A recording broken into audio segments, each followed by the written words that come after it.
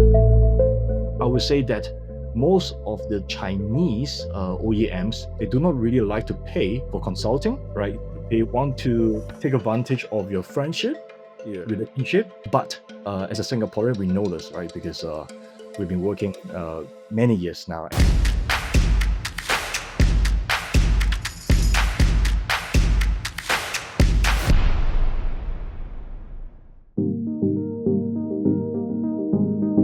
Hey, welcome to the Air Mobility Show. I'm Malik with my co-host Nadia Pak.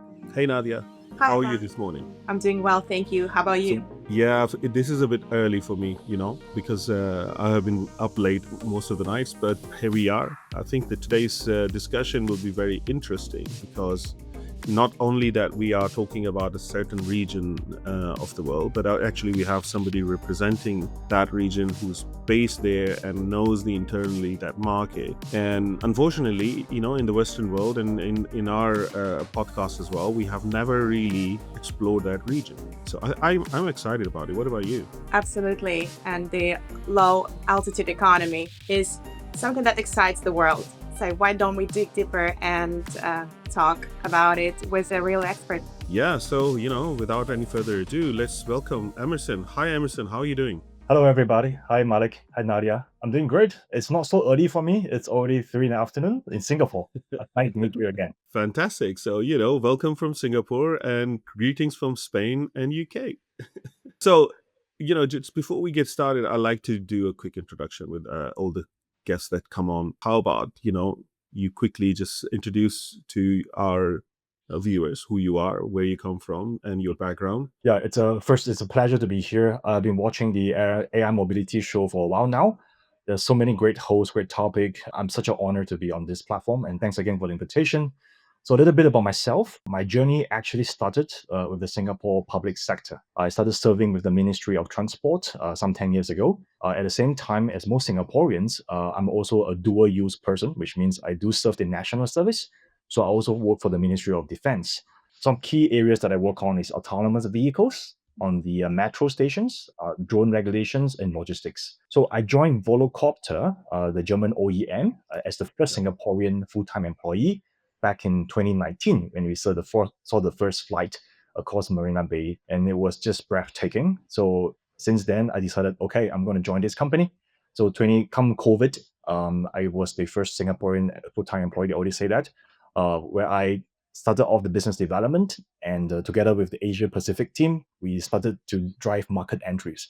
And during COVID, I remember very vividly, we had an invitation from the Korean government, the South Korea, Ministry of Land, Infrastructure and Transport, to be the first German company to enter the place and to do a live demonstration for the minister as well as the investors. So that was a big thing during COVID, and we had no idea how the COVID is going to turn out. With the quarantine situation, it felt so long ago, right? But it's only a couple of years back. I mean, it does feel like so long ago, but honestly, it was just like recently, actually, right? Exactly. Yeah. To imagine, with all the quarantine, we were entering Korea with so many swab tests done, but we put it off, right? So being the first the air taxi demonstrations in Singapore, South Korea was a second stop at the Gimpo Incheon Airport. And that really ignited my passion to advocate for the advanced air mobility sector. So from then on, we went to also Japan, and of course, recently in China, where I ended my last service portfolio with Volocopter as the head of China. I spent close to 2 years, really privileged to work closely with GD and a few other investors and partners within China. It was an eye-opening to also witness firsthand as a Singaporean the rise of the low altitude economy from zero to now full steam. So I'm really glad to be on this platform to share with you and the team a bit more of my experience and what I really hope to advocate as a safe, sustainable aviation for this region. That's very nice. That's very impressive. I mean, working with Volocopter must have given you a lot of exposure into what's happening in the industry. And we have had previously JC on the podcast as well, who's an ex Volocopter employee. A lot of Volocopter employees are now ex Volocopter, unfortunately, but I'm glad to see the company still going, and at least the work that they have done is is still progressing. I don't know if you have any insights on what's happening in the company nowadays after the takeover from Diamond. the Yeah. yeah. Yeah, exactly. Yeah, I think it is what we see online. Indeed. So Insolvency was filed towards Christmas in December last year. Mm, And the entire exercise, the whole insolvency proceeding took about 3 months. mm, So until end of March, that was when there was an official announcement of the full takeover. Is an mm. acquisition deal, asset deal by Yifeng Group, which is the parent company of Diamond Aircraft. So Diamond Yeah, Aircraft is now the owner of Volocopter, and I think they're doing a fantastic job also yeah. because of their strong aviation background. Also, as an OEM based in Austria, so they're very familiar with EASA to continue also the TC work that was started by Volocopter. Yeah, I think so as well. I mean, I haven't been able to. Well, actually, I haven't really made a big attempt to reach out to anyone as well. But I redid my pilot license in Barcelona, in Malaga. Sorry, I live in Barcelona, but Malaga, and I flew Diamond quite a lot. Mhm. The school have a bunch of Diamond fleet, and I'm a big fan of Diamond. Diamond have done a great job developing Absolutely. the airplanes. I mean, DA-50, the Yeah. retractable one, that's a beautiful aircraft. I haven't been able to actually check it out yet, but hopefully Yeah. one You day. should check out the electric one, the EDA-40. Yeah. Yeah, they've done the electric version as well. So I think they are the right people to be in taking care of Volocopter and moving it forward. And I think Volocopter's approach was fantastic to concentrate on the regulation first, as in like getting the certification first, and then becoming fancy. But moving to your expertise and your regional location, Mhm. how do you see the market both from Singapore point of view and the China point of view, and where you sit, you do a lot of consulting here.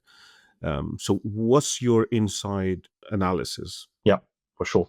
So first, maybe just allow me to finish up on my introduction. Oh, sorry. Yeah, I please. founded my own consulting advisory professional service company called NexAvian. All good, right? So NexAvian is NEX Avian, AVIN, right? Which means the next bird or the next flight, right? It basically encapsulates the vision and the desire to enable flying for the whole community. I'm not talking about just Singapore, right? So we have office in Singapore, of course, but also in Canada. So together with my co-founder, my partner, we are across the globe. And what NexAvian really believes is about uniting people from all race, language, even religion, to say aviation is for everyone. So we start with three core pillars. We talk about education, a lot of the workshop, which I realized that during my time with Volocopter, I actually spent about close to 80% of my waking hours to educate. What is Volocopter? What's Volocity? What's edification? What's even battery swapping? So I'm essentially just extending what I used to do for the past years now into this consulting business by providing information in easy to digest packages. So it can be workshops, it can be attending panels, or even through this platform, right, with Malik and Nadia, who share very openly what is certification aviation. The other pillar is actually about go-to-market strategy. So during my time with China, so this answers the earlier question, right? I had an opportunity to attend a lot of Chinese this conferences in on the low altitude economy, and in particular, the Chinese eVTOL founders, they have always a 10-step rule, right? Which is then they think like, okay, they see the EV market, they see the drone market in China. There's overcapacity clearly with the whole automobile story. So they are already pacing themselves to say, okay, by when? Once we get the CAAC certification, we need to enter where's the closest market? Japan, Korea, or Mm, Southeast Asia? Most of them will actually target mm, Southeast Asia, with Singapore as a very clear first stop or even a headquarters for Asia. So with that, the second pillar becomes the go-to-market strategy, which I find a lot of traction, especially with this ambitious entrepreneurs and eVTOL founders in China. They are very eager to find out about how to do business, how to enter the market in Southeast mm, Asia. Do we start with Singapore or do we start with Malaysia or Thailand? Right. So this is the second pillar. And the third pillar is actually hands-on operations. mm, Because based on the experience the Volocopter team had, right? So yes, you mentioned earlier, right, the release of Volocopter employees since the acquisition by Diamond, it has led to, of course, a very difficult time for myself and also some of my colleagues, but also an opportunity to bring together passionate, like-minded experts in the aviation industry. So what do I do with this? Like some of them are my former colleagues, and we are looking at, doing projects together. So operations, based on the contract, based on the region, based on the availability, we put together a task force to launch demonstration flights for certain OEM partners in across the world, right? So it's three pillars: education, go-to-market strategy for commercial, and hands-on operation deployment and demonstration flights. So NexAvian becomes then a bit of the whole package we provide to our customers. Also, we face governments, regulators. Recently, we just participated in the Civil Aviation Authority of Singapore's call for feedback on the AAM regulation that's provided by the 24 states. So we jump at opportunities like this because it becomes exactly aligned with what we advocate for, right? Education of AAM for the greater good. Yeah. So altogether, based on my experience now working very closely in actually just a few short months since we founded the company, I would say that most of the Chinese OEMs, they do not really like to pay for consulting, right? They want to take advantage of your friendship, Yeah. relationship. But as a Singaporean, we know this, right? Because we've been working many years now. In fact, Singapore itself is the largest investor in China, right? Not the US, not the UK. Mm. So over the years, since our former Prime Minister Lee Kuan Yew has, discovered and shared very openly, we put ourselves available to our Chinese partners Mm. so that they will pay back tenfold, hundredfold, right, with relationship, with future business. So this is a bit of what I'm doing right now, opening the doors, maintaining the trust and the friendship, and providing, information. Otherwise, based on the Great China War, I'm talking about the cyber that may have restricted information about what's happening outside China. So we are really then become the information, exchange as well as the advisory on what's happening outside of China. That's really fantastic. And I think I was just thinking as you were saying, Mhm. there are some people that I have been in contact with who want to get into the industry, and they can see that the eVTOL and this entire advanced air mobility will be fantastic opportunity for investment in business. And I was speaking with a few people here in UK as well who are interested in getting a fleet, maybe doing something small, but want to see if there is a possibility. And I think that's the perfect opportunity for them to come to you to help them, like you said, end to end, not only introducing to the right sellers for their requirements, but also how to operate it and how to run it, because it's not going to be your run of the mill flying an aircraft for a jolly flight, which is fairly popular around the world, but this is going to be very, very different, but I think easier as well, right? So I mean, this is a fantastic opportunity for people who want to get into that sort of stuff. Okay, so thanks for the introduction. I really appreciate all the work that you're doing, and this is why we also reached out to you about joining OpenAM, and you kindly agreed to join our nonprofit efforts, which is kind of sort of in the similar line. We want to sort of concentrate on very specific deliverables, but we want to promote the AAM as a more of an open source, open, sort of accessible to everyone in terms of providing the research and operational guidance and standardization and so on. So I think that will be absolutely fantastic addition to have you in the organization. And so I think moving to the market itself now, okay, I go back to the question about Singapore, and I know that there is no startup in Singapore. I think that was one thing that you mentioned.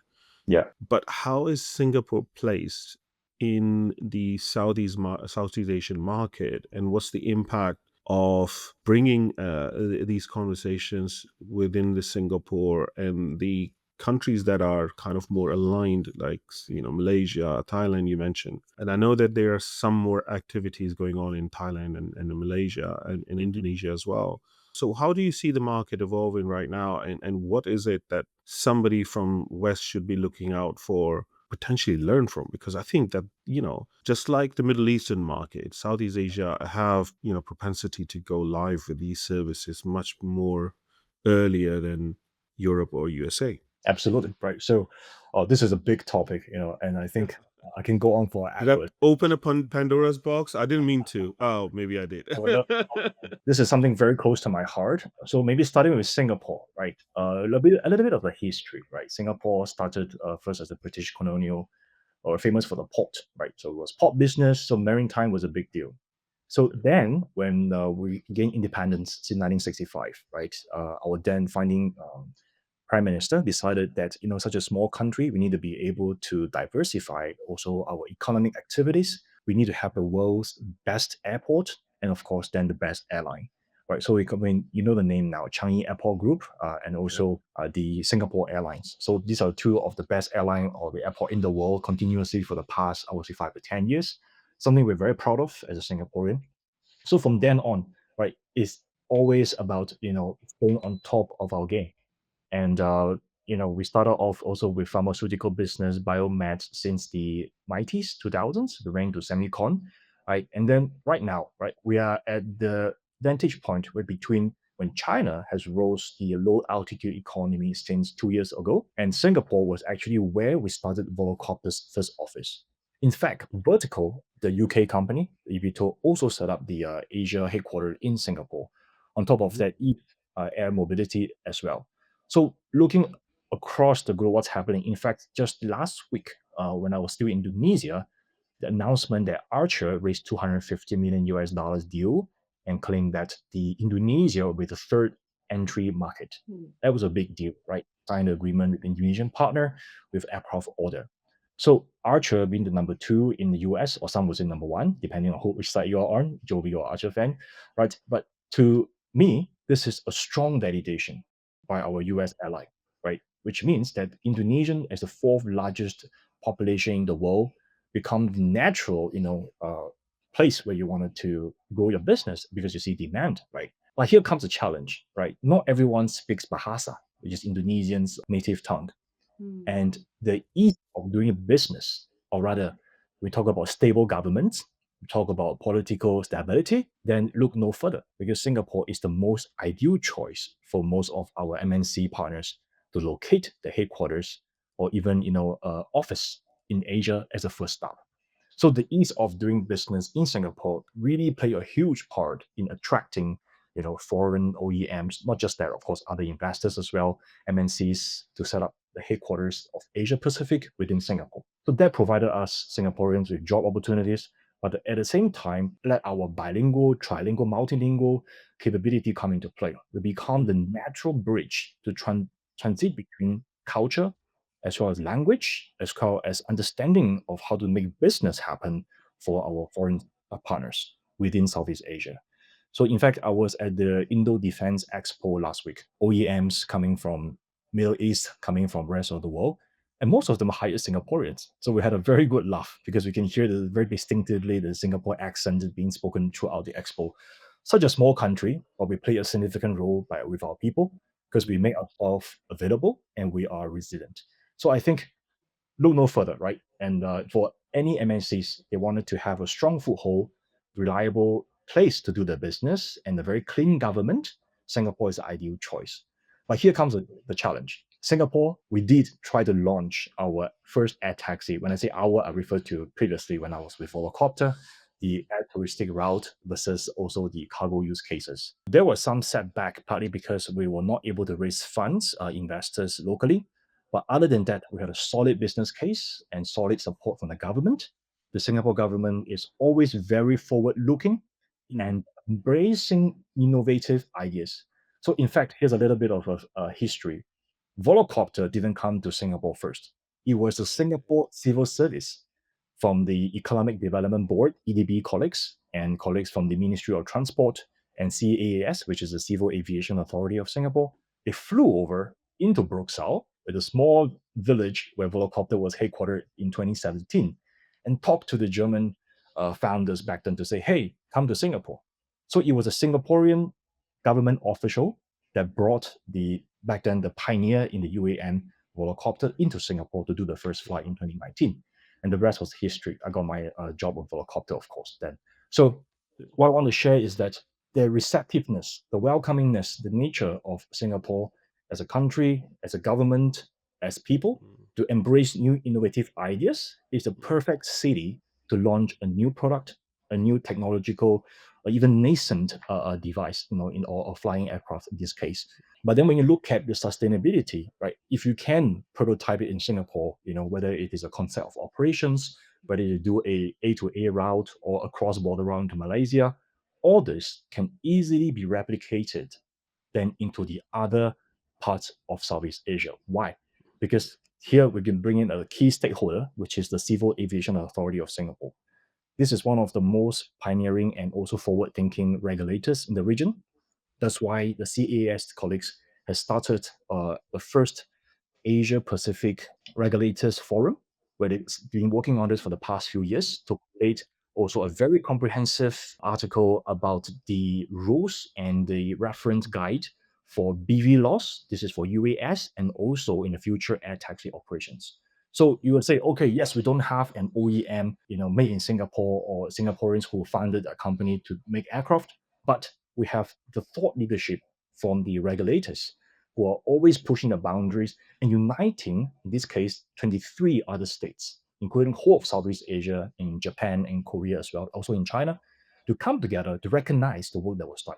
So this allows, the future other OEMs and operators to say, okay, a lot of work is already done in Singapore by the Singapore authorities. We can not just demonstrate the aircraft works, but we can even partner the regulators to outreach to DGCA, to Malaysia, to Thailand CAAT, for example, to say let's translate what was approved by Singapore authority into your local regulations.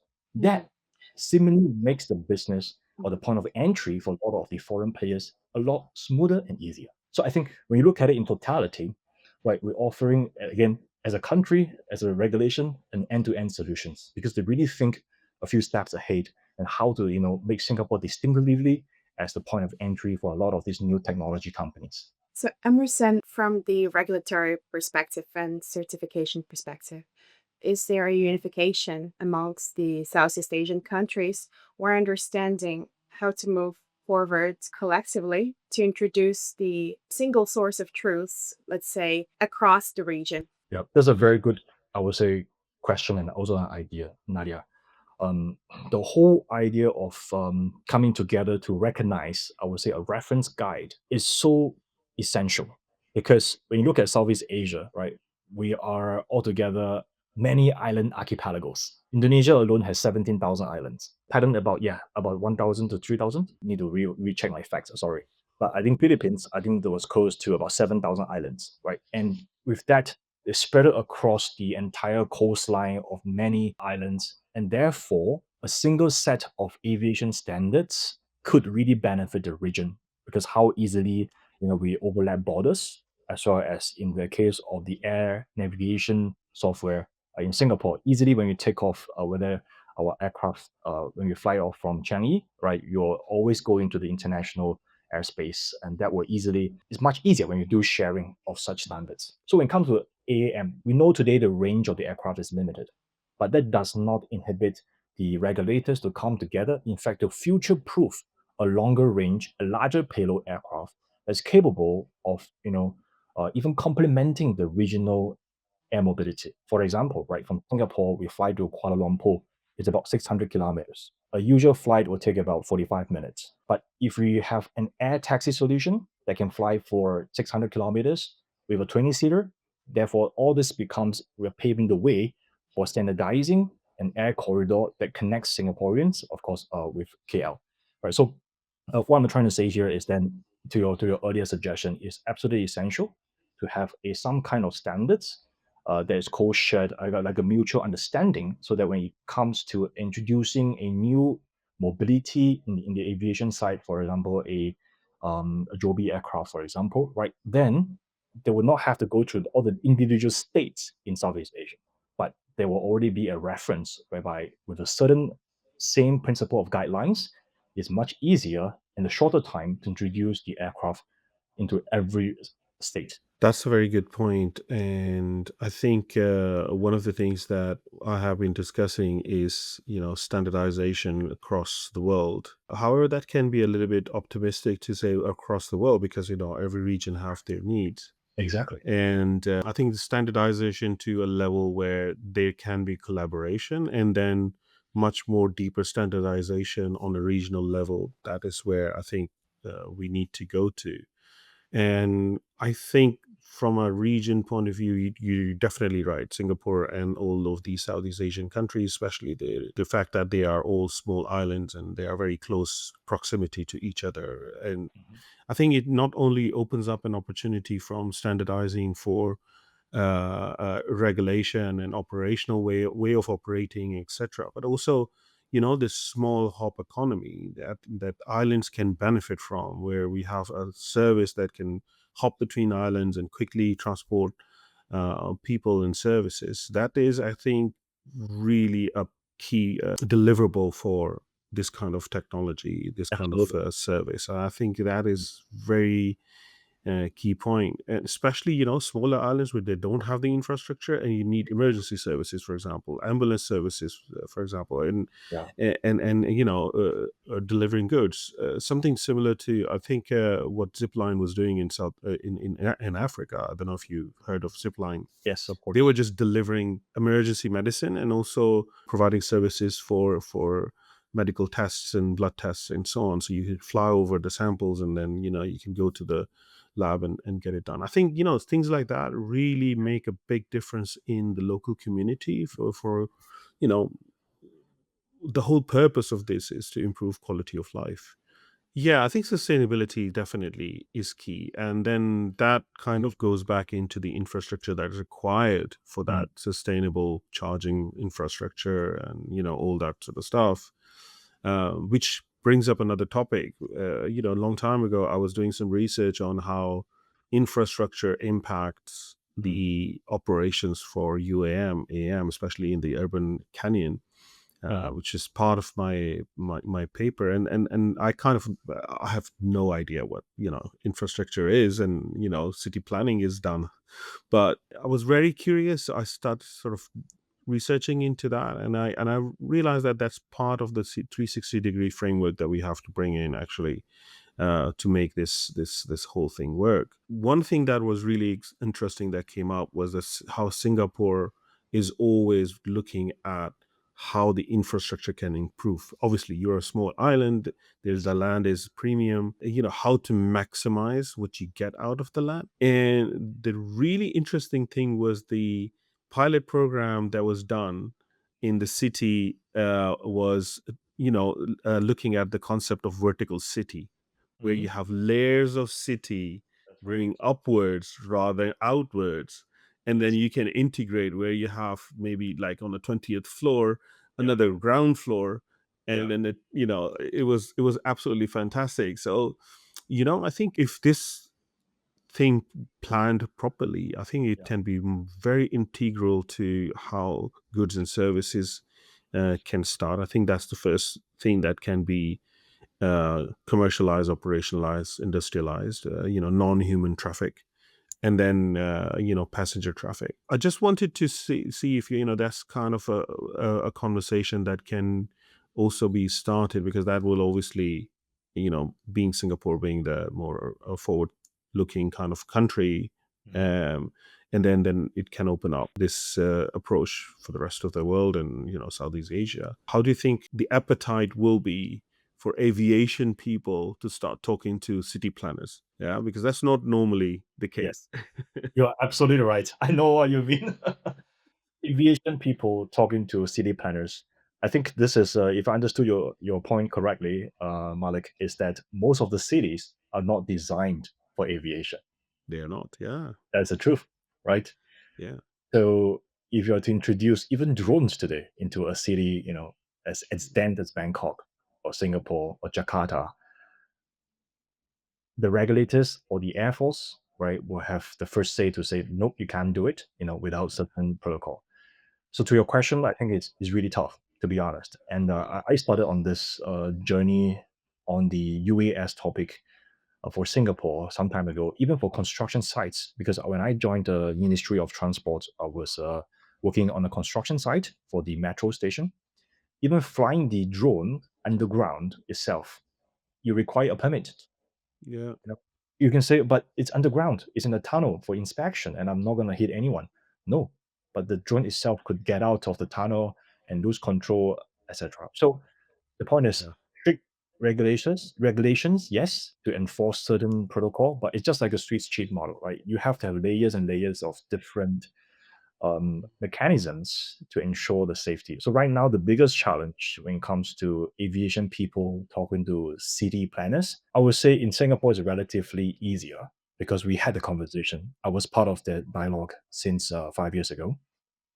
Again, because Singapore is a famous test bed for, I would say, embracing new technology. So there will be ideation together with city people and aviation people.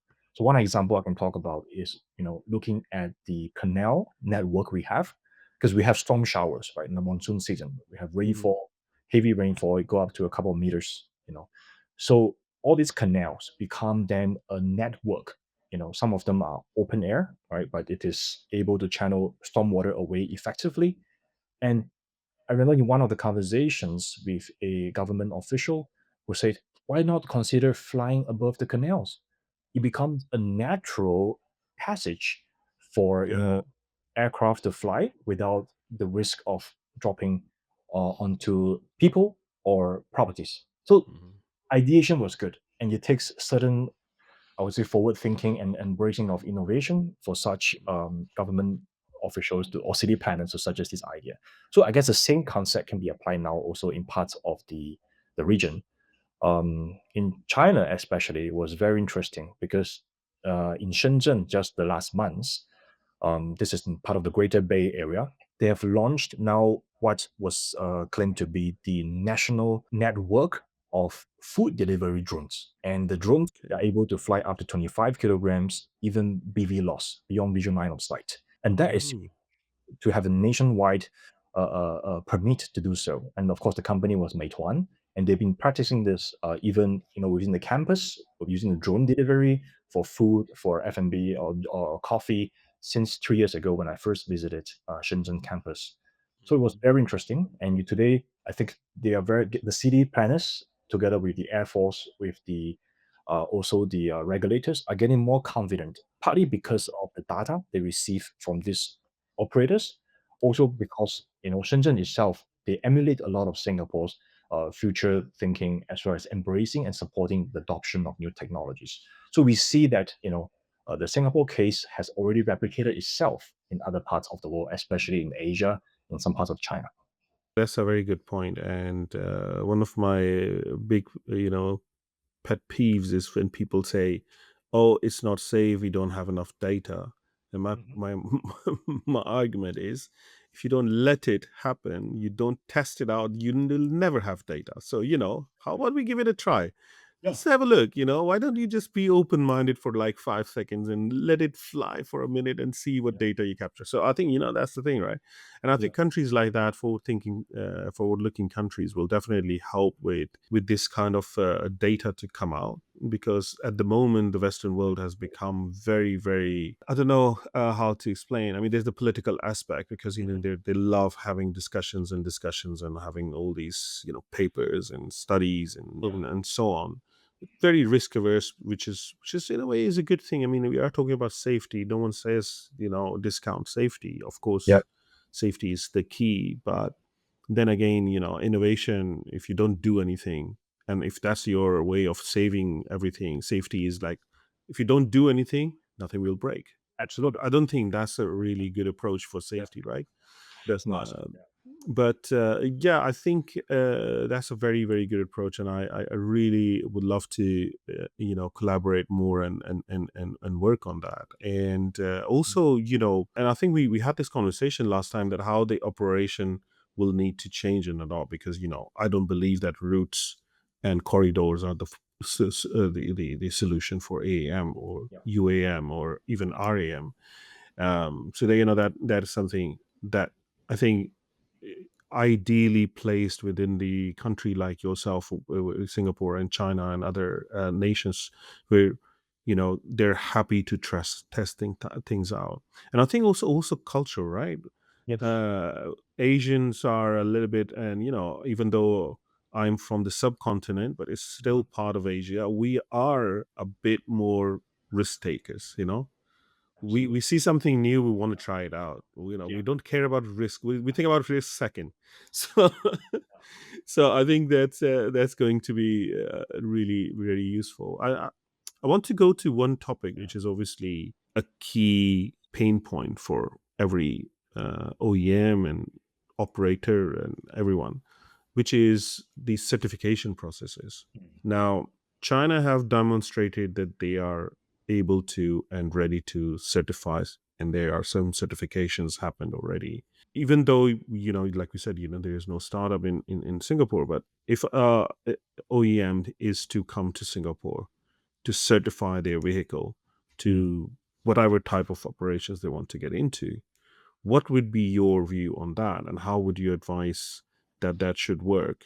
And I think primarily what I want to really see is what is the propensity of that happening. Yeah, it is already happening. So, Malik, the short answer to that, there are inquiries from not just Chinese OEMs, but also in the region Japanese, before even Korean OEMs, who are Mm, very keen to work with the local regulators. Again, because they trust the reputation, right, and the efficiency of the Singapore authorities to support them with, activity-based or airworthiness certification of the aircraft. And often, it will be coupled with either the own local jurisdictions or with the EASA of FAA standards. So this already happened in the past, I would say 1 to 2 years. I already witnessed such exchanges, and we will see more and more such. Exactly because the CAAS has a lighthouse effect on the region, right? So the reputation, the sterling reputation of Singapore, when it comes to aviation regulations, when it comes to also the MRO, as well as the after sales activities, very robust, and it sheds light over the region. Therefore, most of the Southeast Asian counterparts will take reference from what is already done in Singapore. In fact, I'm not quoting this out of context, but the Indonesian president, Prabowo, when he visited Singapore just last week, he said the same thing. We copy Singapore. He used the exact words. We copy Singapore, the best practices. In fact, he said, in the school, we can't copy our homework. But in real life, we copy what is already done. It should be seen as a pledge of endorsement because it's the best quality. So similarly, I think they take the same standards when it comes to certification. And that really increases the appeal of OEMs coming to Singapore to get the certifications. mm. You mentioned a few names. So is there any company who is already in the process of getting certification? And what's the timeline you think that there will be a operator or an OEM be certified to fly in Singapore?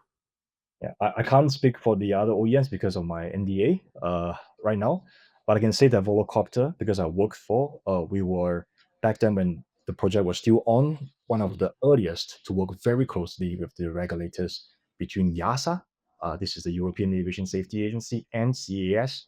There was already bilateral agreements since 2020 to announce that once EASA endorses TC for Volocopter, there will be a same day validation by Mhm, Singapore authorities. That's unheard of, right? That just goes to show how deep is the trust on top of the coherence and the efficiency mhm. of a mutual certification agreement. Okay, so that is depending more on EASA's providing the certification. What about Mhm. Singapore itself taking a lead instead of following EASA and certifying a provider or OEM? What about that approach? Is that something that is possible or happening? Yeah, for that, I will recommend a session between Air Mobility Podcast with a very renowned Singaporean regulator. I can't speak on his behalf, but I mean, for the purpose of this call, I do know that they are very welcoming of such certification activities all the time. And the recently released industry feedback request for the Asia Pacific AAM reference was already a concrete step in the making of exactly what you just suggested before. Mm. Now that's really good to hear. I mean, I think the point is that there is possibility of taking a first step, right? So Yeah. that's really what excites me. And so if you look at the market, going away from the regulatory and compliance and all that, so that's really fantastic. But if you look at the market from Singapore and APAC perspective, what are the use cases that you think that from this region's point of view is going to be very appealing to go for, or they would like to concentrate on, because there is a lot of focus on passenger and air taxi, and I think that's an exciting thing. People are interested in flying in these planes. I can tell you that I'm really looking forward to fly one of these things one day. As a pilot myself, I'm just waiting to that for that to happen. But I think the realistic use cases are more logistics and supply chain, and then maybe emergency services. That's what my view is from a European perspective. What I see, what do you see from that region, and what are the use cases in the region that you think will be more um, sort of focused or will happen first? Yeah. So this is my favorite conversation topic because this is where I'm glad I brought it up. thank you for raising this. There's just so much to unpack here. Um, I think when you look at the region overall, right? So first, who is gonna be the player or the OEM, right? I was very delighted to have made contact with one of the Southeast Asia's first OEM. It was a Indonesian company born out of Indonesia, and the founders and the engineers are just so passionate. And within 6 months, they have created a subscale prototype, and you flew in front of the president at a international expo, which is again last week when I was there. I was breathtaking because for the longest time I've been scouting for a Southeast Asia OEM, and Indonesia happens to be the only country in Southeast Asia to have created their domestic aircraft, the N219, right? And this is a fixed wing, and it was done by PTDI. So what it really means is it has the in-house capability within the country to create an aerospace from zero to flying. And that's just so exciting because, you know, we are able to look at supply chain based in Southeast Asia, a market, and engineering talent. This is breathtaking considering the GDP of the Southeast Asia against the Western world, considering the aviation history of most Southeast Asian states used to be colonized by the Western powers, right? So it's a huge deal to unpack here. And I also believe with the advent of the drones and the EVs coming out of China, that's re-entering the Southeast Asian market, it has inspired this new generation of confidence in the engineers, right? In the locals, in the Southeast Asian young talents to say we can do it too. We can make aviation possible. So with that, it unpacks a lot of imagination. And I won't talk about China for now, but just on Indonesia alone, interaction with the military, interaction with the local operators has unpacked that such a massive coastline, it needs to be protected. And therefore, a defense use case using, a cargo drone that's capable of 300 kilograms, which is probably three adults, right? To carry a payload within a short distance at a very low cost compared to a helicopter or even a fixed wing or a seaplane is so Mm, attractive. So that I think is a use case that has already been identified over the past period to serve what is a essential need of connecting the different islands, as you said before, Malik. Right, yeah, a lot of the islands have no road infrastructure. Some has no port, no jetty. They can't even park the boat. And we talk about all conditions where there is heavy thunderstorm or choppy waves, the boat will not be yeah. out. But with a drone that's autonomous, that's piloted, remotely, Hmm. brings so much more possibilities to bring Mhm. essential goods item onto those islands where it's inhabited. So I think that is going to be a core use case driven purely by the need to equate access, access of food, of medicine, of your basic essentials onto the island dwellers. So that itself is a very attractive use case. There, of course, we also talk about the disaster relief, right? The Yeah. humanitarian efforts, right? Also, Southeast Asia happened to be along the Ring of Fire with a lot of plutonic activities that's happening. Sorry, tectonic activities. So with that, there will be need for disaster relief, sending of essentials, water, supply, food. to again using drones, using heavy lifting cargo eVTOLs. And of course, the third case is the beautiful beaches and also dying Yeah. art that previously was not accessible by a ship or cruise ship, or all this becomes possible now with Yeah. one Nadia said sustainable aviation, right? Sustainably. Yeah. I mean, you can fly in a helicopter, but helicopter one is very expensive, and two is how much fuel is burning, right? So it's only emitting more and more carbon dioxide. So I think that's a very very, and this is fantastic because I think it's kind of very much aligned with some of the work that a lot of friends and people that I know have been on the Mhm, podcast, and they are also part of a in fact, one company that I would like to mention here, mhm, when you said emergency services, and also I think seaplane kind of approach, on a hybrid vehicle. We have a friend, and you probably will meet them because they're also part of the OpenAM mhm, organization. They're part of the exec board. They are developing what they call a duck. So essentially, it is a AVTOL that can land on the sea, on the water, and on the runway, mhm. and they are trying to make it so that this can reach any disaster within minutes. So, that can be Perfect. Yeah. this is the idea. And I think, yeah, the from a payload point of view, I think a very very good use case is slightly bigger payload, Yes. and slightly bigger payload in the way that we're talking about size of perhaps a minivan, if you may, right? I think that's for general people, like you said, 300 kilograms. That's Yeah. really a very sweet spot for if you are delivering relief goods and Yeah. food and equipment, or even if you are supplying a small island on a regular Exactly. basis. Yeah. You can just send the drone out autonomous or remotely piloted. It can deliver the goods, come back and bring something back as well. Absolutely. So yeah, no, The that's pallet- the pellets are packed about 300 kilograms. So absolutely. I mean, this is or absolutely. transloading. Yeah. Yeah, we have actually a startup here in Spain, in Barcelona. A friend of mine, he's working on that size of device, a pallet size, or Mhm. like a minivan type of Right. size device. It's called Yeah. Grasshopper. They just got funded recently, actually. They are now working on Mhm. their prototype.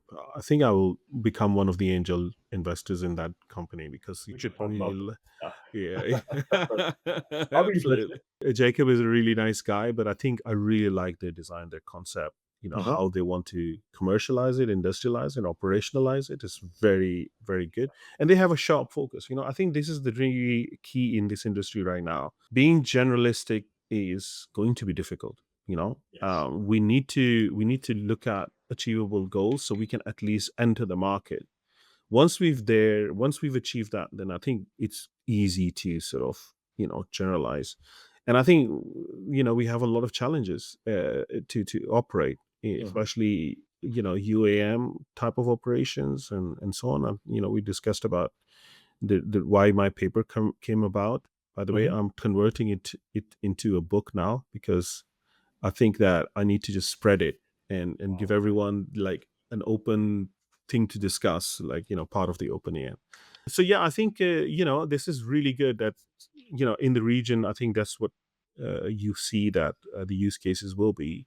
Emergency service is very close to my heart. Absolutely. I really really think that that's the key sort of use case that we should focus on because the need is right there, the urgency is right there. And Carl, who was also on the podcast, he's also designing a drone that Mhm. is designed for one emergency person with the equipment to reach an emergency within 8 minutes. So it's a high speed Yeah. fast drone, 260 miles an hour, Mm. sorry, kilometers an hour, or Yeah. in 8 minutes to destination, which is, Yeah. I think, a fantastic. Somebody having a heart attack and a stroke Yeah. is time critical. Yeah. So Absolutely. Yeah. these things will be. Yeah, that reminded me of the drone project in Switzerland. I think it's called Matterport, with a similar concept within the 8 minutes, where deliver the drone with the cardiac equipment. Yeah. Defibrillator, for example, just Exactly. flying defibrillator with the battery pack, Yes. the portable one Yeah. on this, emergency responders. I think it Absolutely. can save so many lives. Yeah. Emerson, could you please tell our listener more about the concept of low altitude economy and the vision of China towards implementing advanced air mobility. So the low altitude economy really refers to a whole of country, in this case China, but economic activity that takes place below a 3,000 meters altitude. So we're not talking about long hauls jet or traditional commercial aviation. Of course, the Boeing, the Airbus are already very much present, and also the COMAC, as we say, the ABCs of the industry, the big players are already there. But this space now, as a policy by the national strategy, they have launched it since 2024 January to introduce the civil drones for delivery, inspection, agriculture, even for aerial filming, the eVTOLs, right, for UAM, flying taxi cargo drones. This low altitude economy also includes the unmanned logistics corridors that already included, for example, the national network for food delivery started by Meituan from Shenzhen, and also the airborne tourism. And this is very interesting, including the hot air balloons, including the fixed wing pilot schools, the flight training schools, and all these are included in the broader term of low altitude economy. And I would encourage also the audience to think about it as a third dimension of a smart city development, because we talk about the aviation, people talking to the city people. This is when they are forced to talk under the national strategy. So altogether, it's like a national experimental project that's commenced with so much zest and state support. We see some data was given by 2025 end of the year they will reach about 220 billion US dollars, with the likelihood to triple in the next 10 years. So it's a huge market for a lot of players within China. And I see also opportunity for non-Chinese OEMs to enter the market to provide alternative services, options for the local market of 1.4 billion people.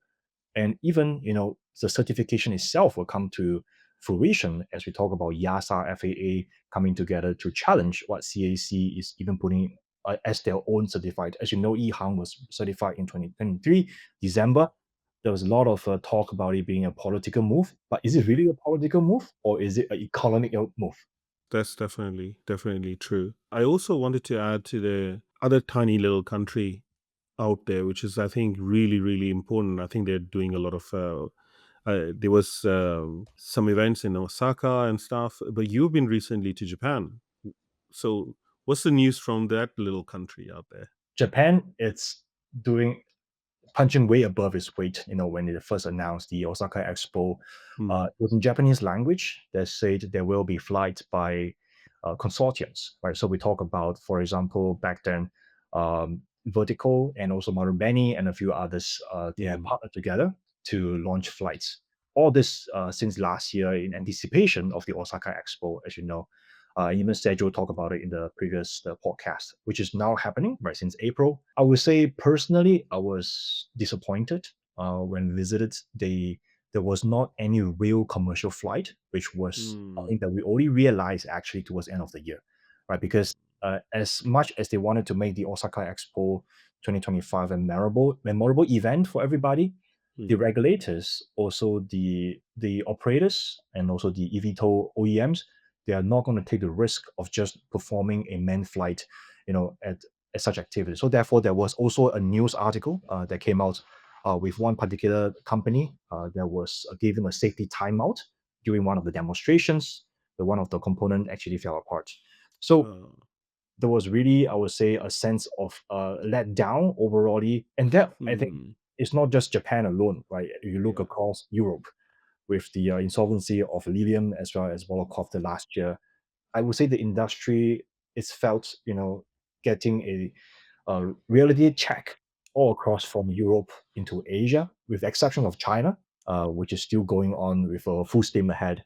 We see more OEMs are claiming to be certified with their TC as early as 2026, even for the tilt rotors. So that would Hmm. really mean the race is on between the US and China Yeah. when it comes Yeah. to who certified the first tilt rotor aircraft. No, that's really interesting news because I was not expecting that. I thought Japan will be sort of blowing everyone's mind and it will be fantastic. But yeah, I heard a few things myself. But yeah, you've been there in first-hand information, so thanks for giving us an update and thanks for the update on China as well. Thanks, Emerson. Really appreciate you having you on board and having you on the podcast. We have had conversations before, and we talked about future plans and how we can work together in the future, especially OpenAM. And I'm very excited to have you on board that. But I think your insight on the region and you being there yourself, your contact within the Chinese market and overall the Southeast Asian market, I think that's